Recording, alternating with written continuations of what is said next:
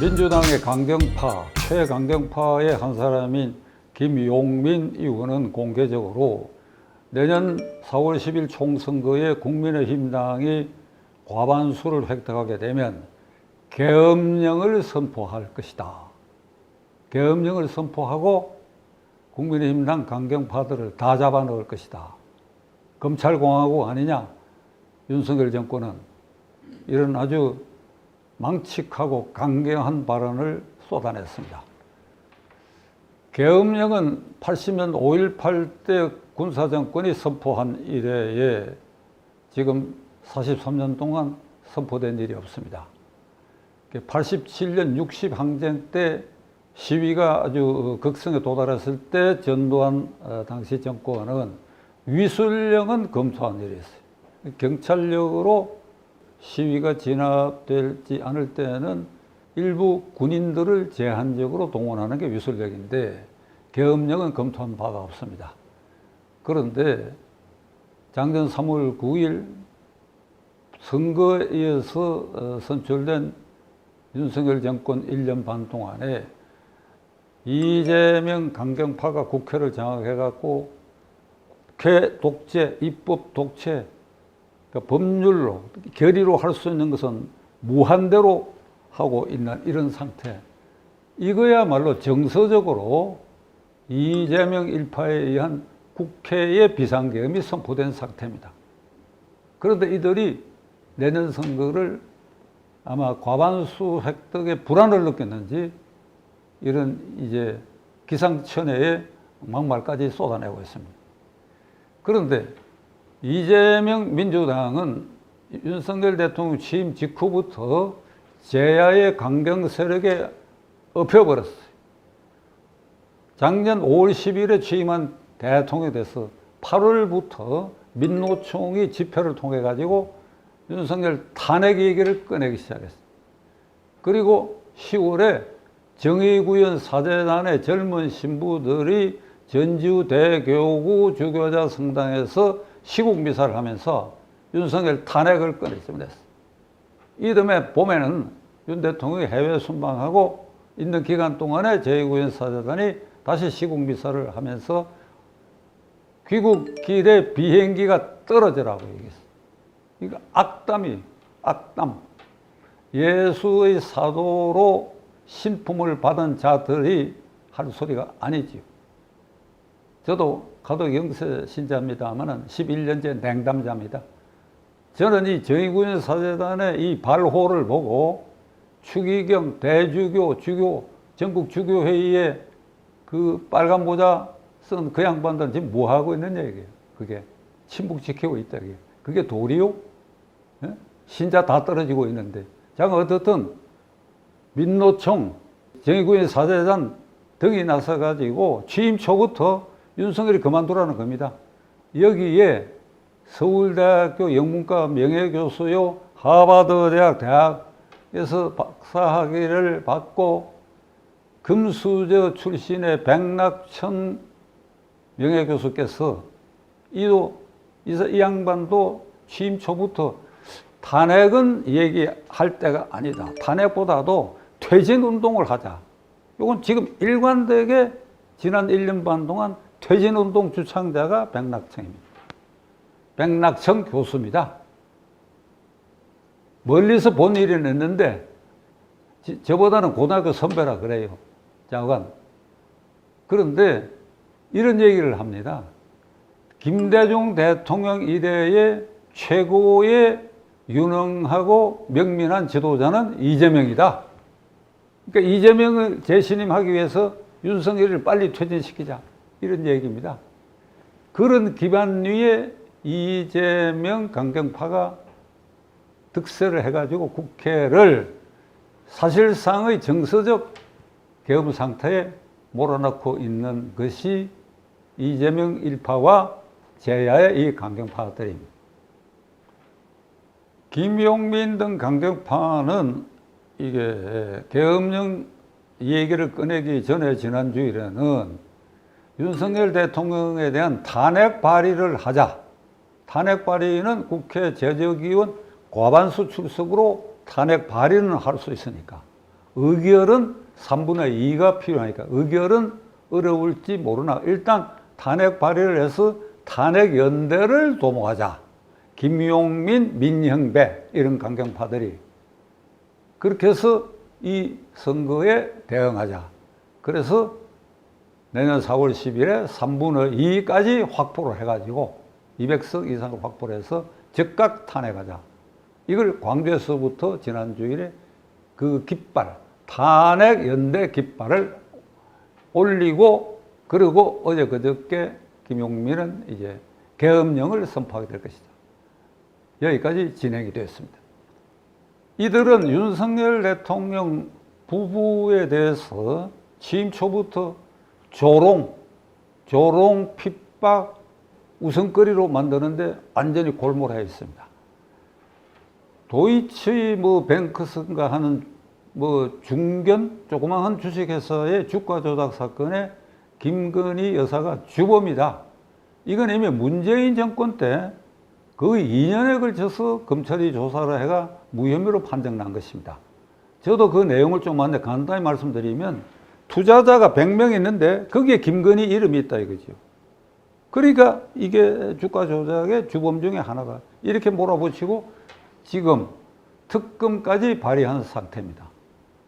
그리고 취임 초 후보 시절부터 취임 초까지 이를테면 호스테스를 한 줄리가 김건희다. 여기까지 나아가고 그래 드디어는 지난주일 광주의 민형배 의원의 출판 기념회에서 최강욱 전 의원이 암캐 발언을 했어. 김건희는 암캐다. 암캐로 지칭해야 된다. 그러니까 약간 놀란 이재명이 최고위원회를 즉각 소집해서 그 비상회의에서 6개월 당원 정지를 하고 그 다음날 의원총회에서 이재명 대표가 말하기를 이제 언행에 조심해달라. 그러면서 덧붙인 말이 있습니다. 저도, 이재명, 저도 한때 제 말 때문에 오해를 빚은 일이 있는데, 그러니까 말 조심해야 되겠다. 한때 오해를 빚은 일이 있다. 오해를 빚은 일이 한두 가지가 아니죠. 결정적인 것은 형수와의 대화에서 XX를 찢어버리겠다. 여성 성기를 병자해가 이 발언입니다. 그런데 이재명이라는 사람이 가만히 관찰한 적 굉장히 영악하고 명민한 사람이야. 그러니까 최강욱을 암캐 발언으로 징계하려고 하니까 좀 멋쩍지요. 자기는 XX를 찢어버리겠다는 발언을 한 사람이니까.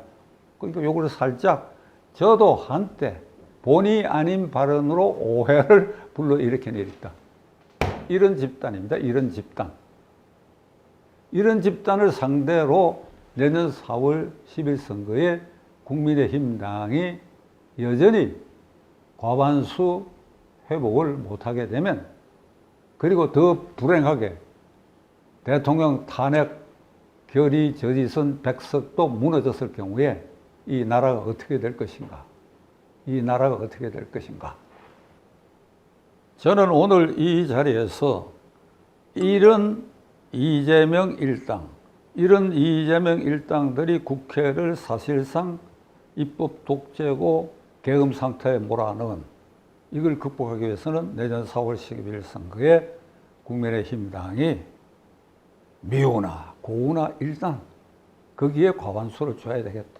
그 윤 대통령이 지난 1년 6개월 동안 한미관계 복원이라든지 한 일이 많지만은 내치에 있어서는 곳곳에서 국회에서 맡겨 있다.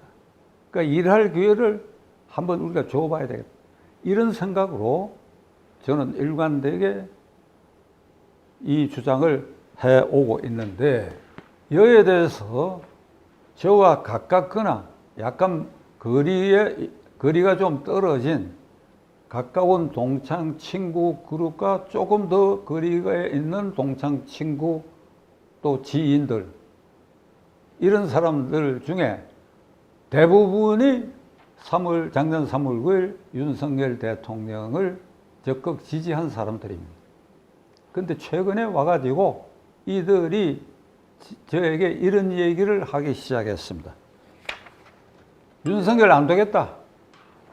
나는 실망했다. 아니, 검찰총장 출신 대통령으로 당선시켰으니 전광석화처럼 문재인, 이재명은 구속했어야 될 거 아니냐. 이거 구속 안 하려고 마음먹은 거나 마찬가지 아니냐.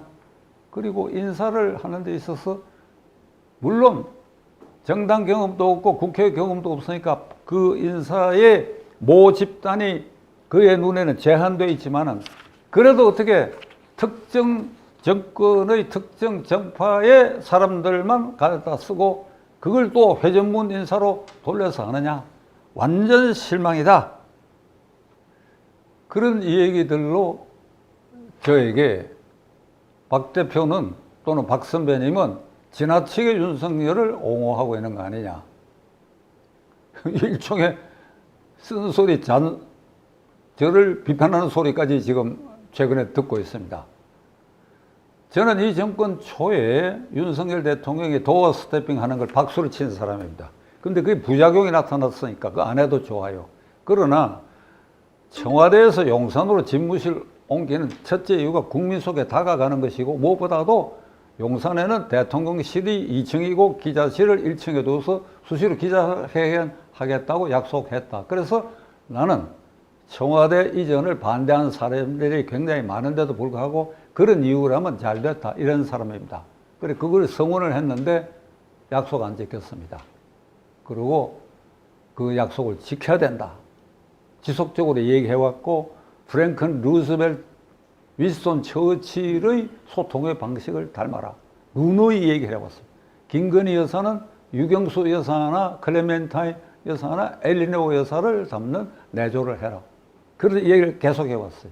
제가 얘기한 기준에도 미달하고 미흡해요. 그러니까 제 주변에 3월 9일 대통령 선거 때 열성적으로 도왔던 그 그룹이 지금 이렇게 거리를 두기 시작하고 이거 안 되겠다고 하는 이들에게 저는 이렇게 얘기합니다. 아니다. 아니다. 그래도 기회를 한번 줘야 된다. 4월 10일 과반이 안 되면 직접적으로 당신들에게, 너희들에게, 내 후배들, 너희들에게 영향을 나쁘게 준다. 일단 그래 주자. 그래 놓고 원점에서 잘못하는 거 있으면 그때는 사정없이 대통령을 몰아쳐도 된다.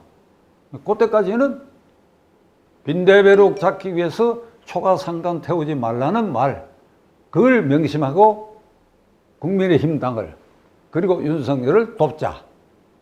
다시 한번 빈대배룩 잡기 위해서 언짢은 거 있고 기분 나쁜 거 있고 있다. 그리고 미흡한 것도 있다. 그리고 대통령 스타일에 대해서 독선적인 것도 있다. 인사풀에도 문제가 있다. 다 인정한다. 나는 박찬종을 인정한다. 그러나 더 크게 4월 10일 과반수 획득할 때까지는 이 모든 것을 빈대배룩 잡기 위해서 초가상간 태워서는 안 되는 격언에 맞춰가지고 우리 힘을 합해가 돕자. 이게 오늘의 결론입니다.